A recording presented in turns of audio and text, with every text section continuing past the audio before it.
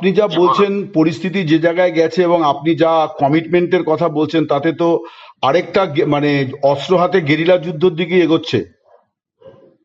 এখন তাদের হাতে যে সমস্ত অস্ত্র রয়েছে, এগুলি যদি আমাদের এই নিরাপত্তা বাহিনী বলুন, আমাদের সামরিক বাহিনী বলুন, এরা যদি কালেকশন না করে, তাহলে তো আমরা যখনই আমরা ঘরের থেকে বের হবো তারা গুলি করবে।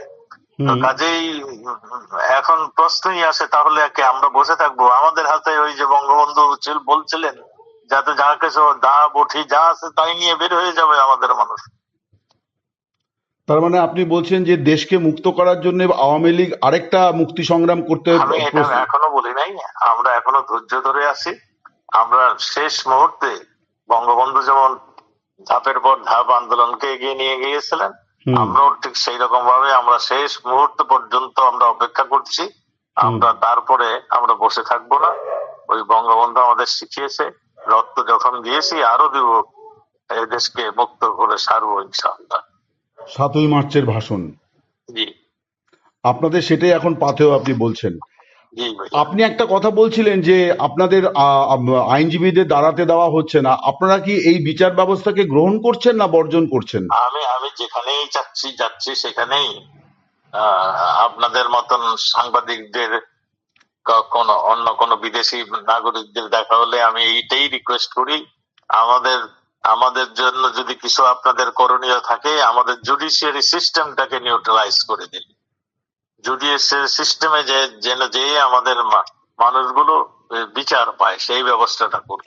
এই ট্রাইব্যুনালকে কি আপনারা গ্রহণ করছেন না বর্জন করছেন? এই যে ট্রাইব্যুনালের আমরা বিচার। অবশ্যই বর্জন করছি। আমরা সেই জন্যই তো বলছি, জুডিশিয়ারি সিস্টেমটা করাপ্ট হয়ে গিয়েছে, একপেশে হয়ে গেছে, দুর্নীতিবাজ হয়ে গিয়েছে। মানে জজ সাহেবরা মানে ওই ইঙ্গিত না পেলে কলম ধরেন না, ইঙ্গিত পেলেই কলম ধরেন, আর না হলে বসেই থাকেন। আপনারা নিজেরও যে লক্ষ্য করেছেন নিশ্চয়ই। কোন সাংবাদিক কোনো কথা বলতে পারে? কোন সাংবাদিক এখন পর্যন্ত এই সরকারের ভিতরে কোনো কথা বলেছে? কাজেই এগুলো সবই আপনারা দেখেছেন।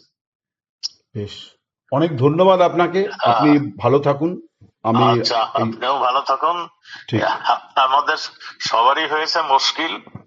এরা এরা এতই ভয়ানক, এরা এতই নৃশংস। এই ধরেন আমাদের এই যে আমি ইন্টারভিউ দিলাম, দেখেন না আমার বন্ধু বান্ধব পরিচিত আত্মীয় স্বজনের বিরুদ্ধে এইটার জন্য তারা আবার নতুন করে ষড়যন্ত্র শুরু করবে।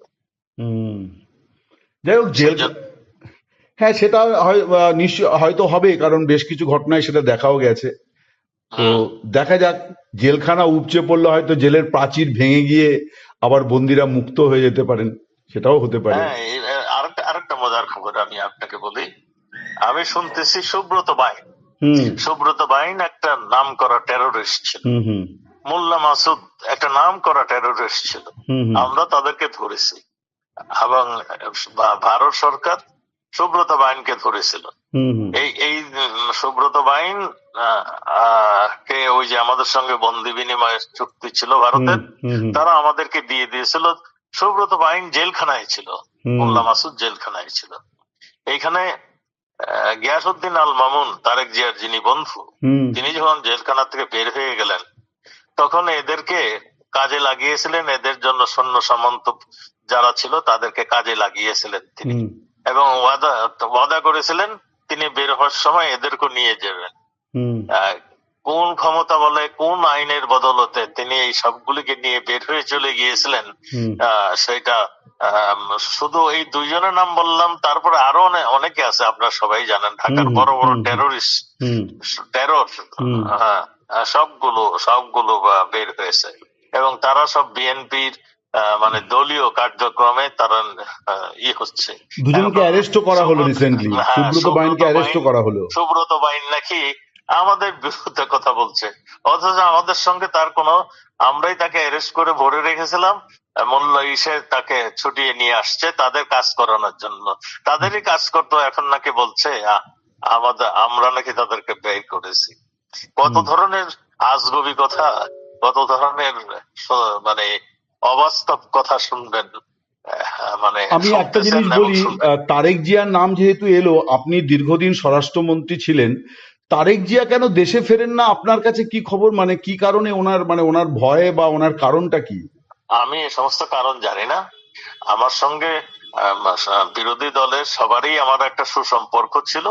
আমি সবার সঙ্গে কথা বলতাম, সবাই মানে যাতে ভালোভাবে থাকে তার ব্যবস্থা করতাম।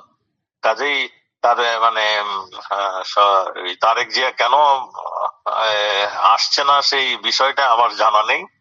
আর আহ, আমি আমি সব বিরোধী দলের নেতাদের সঙ্গে আমার রিলেশন ভালোই ছিল। আমি কোনোদিন কারো মানে ন্যায্য কথা আমি অগ্রাহ্য করি নাই।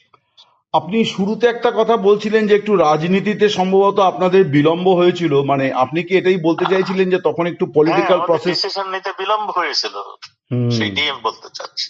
আচ্ছা, তো সেই প্রক্রিয়ার মধ্যে কি আপনি ছিলেন না অন্য কারো দায়িত্ব ছিল এই ডিসিশনটা নেওয়ার ক্ষেত্রে? এগুলি তো আমি তো সেন্ট্রাল কমিটির নেতা নই। হুম। এরা সেন্ট্রাল কমিটির নেতা যারা ছিলেন, হুম। মাননীয় প্রধানমন্ত্রী ছিলেন, হুম। তারা ডিসিশনটা তারা আসতো, ইমপ্লিমেন্ট আমরা করতাম। হুম। কি ধরনের সিদ্ধান্ত হলে ভালো হতো আপনার মনে হয় যে তখন? আমাদের আমাদের এগুলি অনেক লম্বা কথা। আমার মনে হয় আপনার 2 মিনিটের কথা বলছেন, হুম। 15-16 মিনিট হয়ে গেছে। Thank you. এইটা আপনাকে কি, আরেকদিন একটা কথা আমি বলবো। আর অন্য নেতাদেরও কয়েকজনের বক্তব্য এসছে, তারা বলছিলেন হ্যাঁ, যে ছাত্রদের সঙ্গে বোধহয় একটা ডায়ালগ করলে ভালো হতো মাননীয় প্রধানমন্ত্রীর। ডায়লগের জন্য চেষ্টা হয়েছিল। হুম। ছাত্রদের সঙ্গে ডায়লগ মাননীয় প্রধানমন্ত্রী 3 মন্ত্রীকে দায়িত্ব দিয়েছিলেন। হুম। ওই যে নফেল হুম। শিক্ষামন্ত্রী, হুম। তথ্যমন্ত্রী আরাফাত হুম। এবং আইনমন্ত্রী ইসে। আনিসুল হক। হ্যাঁ, তারা তাদেরকে কনভিন্স করতে ফেল করেছেন। আমি হুম। কয়েকবারই জিজ্ঞাসা করছি কি হয়েছে, বলছে আমরা তো পারছি না, আমাদের কথা শুনছে না। হুম। তা আমি বললাম যে শুনছে না, দাবি দেওয়া কি সেইগুলি বলে দেন, সব মানবো, তারপরে শুনবে না কেন? বলে শুনছে না, তারা এক দফায় চলে যাচ্ছে।